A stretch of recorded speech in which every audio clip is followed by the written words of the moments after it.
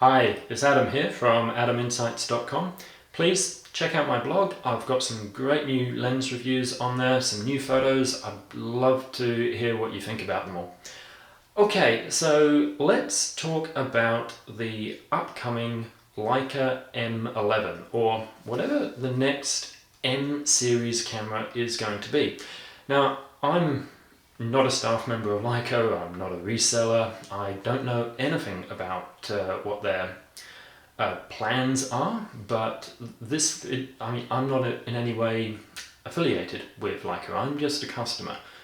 But this is, after doing a little bit of research and thinking about this is my prediction, and also what I would like to see in the upcoming Leica M11, or whatever the next M series camera is going to be.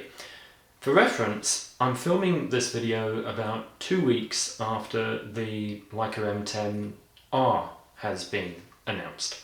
This here is my M10. It's a standard M10. I absolutely love it. Okay, so the thing about Leica is it's one of those brands that really, if you love what the brand is all about, or if you love what the product is, you just get hooked on it and you have to get more and more and more. So 5 years ago, I got into Leica with a M240 and a 50mm f2.5 Summit lens.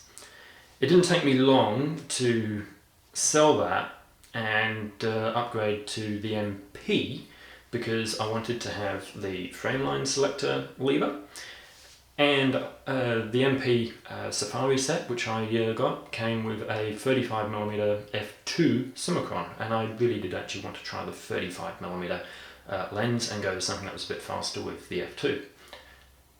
I then acquired things like the 50mm f2, I got 28mm Elmerit, and a little bit after that, the M10 was announced.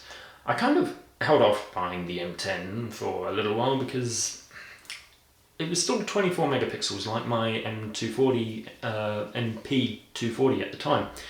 And so I didn't really see the need to upgrade. In fact, I ended up buying an MP film Leica, and really I enjoy that camera to this day. I enjoy shooting with it more than I enjoy shooting with the digital Leicas. But then someone offered me a great deal on the MP with the 35 f2 Summicron. So then I bit the bullet and I bought the M10, and I bought a 35mm at 1.4 Summilux with it, a 50mm 1.4 Summilux. Now I've got a 21mm f3.4 Super Elmar, and this is a really sweet lens. And I've got more lenses. I've got too many Leica lenses, but the thing is that Leica is just one of those brands that as soon as you get the idea in your head, oh, I wonder what this particular lens or this particular body could be like, you might as well just do it, because you're going to do it anyway. You're going to find a way to do it. And you know what? I've been looking at things like the SL, and I've been looking at the monochrome, and also the new Q2. And I've been thinking, what would I like to see in the M11? And we don't know. The M11 might only be months away. So we're currently in August 2020.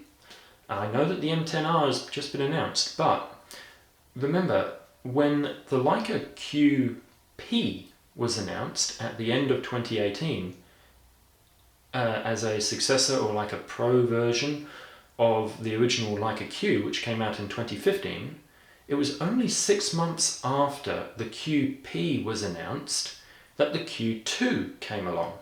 So we had the M10 come out in 2017, and then the M10P in late 2018. We've had the monochrome in 2019, and we've also had the M10R in 2020. The M11, or whatever the next M is, might be less than a year away. But Going to an R series digital is definitely a different thing for Leica. They previously hadn't really come out with like a high-res version of their current bodies. So, what would I like to see in an M11 or a next version of an M? And in fact, why didn't I upgrade my M10 to an M10R? Well, the M10R is a camera, the M10 rather, is a camera which I really enjoy. The body is fantastic, but there are a few things I don't like about it, and a few things which I've decided in myself I will upgrade, would make me upgrade to a newer M that had them. So the first thing is more resolution. I mean, yes, 24 megapixels in 2020 is not a lot of resolution, particularly when you see some of the things coming out from Sony, Canon and Nikon now. 24 megapixels is probably not enough, but Leica held out with 24 megapixels for quite a while because, let's face it, if you're a Leica shooter, chances are you are shooting handheld all the time. And at 24 megapixels, you can, a little bit of camera shake doesn't really get seen too much. If you go more resolution than 24 megapixels, camera shake can actually become a bigger issue because the photo sites are smaller and therefore your image is a little bit more sensitive to movement. And so what could be an ultra sharp line might become a little bit soft at higher resolution. But, so in saying that, yes, with a new M, I want to see more than 40 megapixels. We've seen that in the M10R. Brilliant.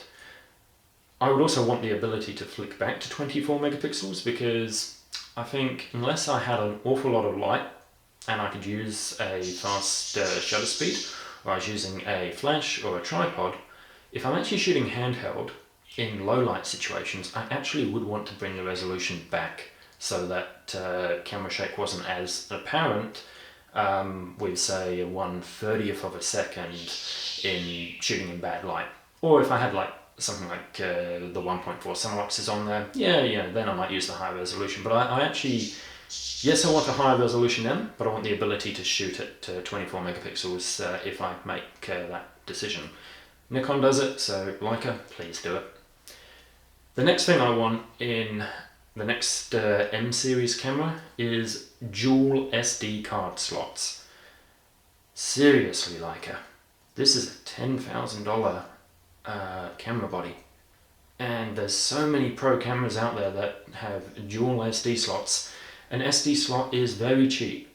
Please give us dual SD slots because I want to know that if a card fails or if I accidentally format a card, I'm going to have a backup of my images. So dual SD card slots, I definitely want that. So what's next? Well, I want a better, or I actually want to see a dust reduction technology in the M bodies. So with the SL2, Leica has an absolutely flawless dust reduction system. The sensor shaking system that they've got in there, fantastic. If you want to change lenses outside, change lenses in the field. From what I've experienced with the SL, the SL's dust reduction system is flawless, fantastic. And dust reduction technology is actually important because I don't really like having to clean the sensor. Sure enough, I'll do it. And the thing is that the M series, they are magnets for dust. If you change a lens, even inside, you end up with dust. And I think it is just the design of these bodies, they are susceptible to dust. So I want to see I want to see the SL's, or the SL2's dust reduction technology in the M series cameras. So that's actually really why there is one last thing, and this I think is actually really important. I want the native ISO to be lower. So the native, or the base ISO on a Leica M10 is currently 200 ISO, and that's the same with the M10. You actually have to pull the ISO if you want to go to 100 ISO. So the camera is then using less, it's kind of faking a lower ISO for you. And then you don't actually get the full benefit of the lower ISO in your images. So I would like to, and Nikon did this in 2015 with the, or 2014, 2015 with the D850. They went to a lower native base ISO, 64 ISO on the D850. That was fantastic. Beautiful clean images, amazing color graduation, amazing shadow graduation as well. I would like to see that on the M's. I would like to see a lower base ISO on the M's, because currently if I want to say shoot at 100 or 50 ISO, I shoot film. Because it's just, I just don't like faking the lower than 200 ISOs on the M's. So currently as low as I go on the M is 200, because that is the lowest base ISO. So it answers really the question for me, why didn't I just spend the $13,500 on going to the M10R? Well, the M10R has more resolution, great, but it doesn't have dust reduction technology, so no, I wouldn't do that. It doesn't have the lower base ISO, so I wouldn't upgrade because of that either. And it doesn't have dual card slots. But if the next M came out that had dual card slots, lower base ISO, dust reduction technology, the higher resolution, that's it, yeah, I'll buy that. Thanks for watching, guys. I really appreciate it. Please check out other videos, check out the photos on my blog, and leave a comment below. I would love to hear what you think about what the next M series should be. And happy shooting. I'm sort of still filming this at the height of the whole COVID pandemic. I hope everyone's safe. Thanks, guys.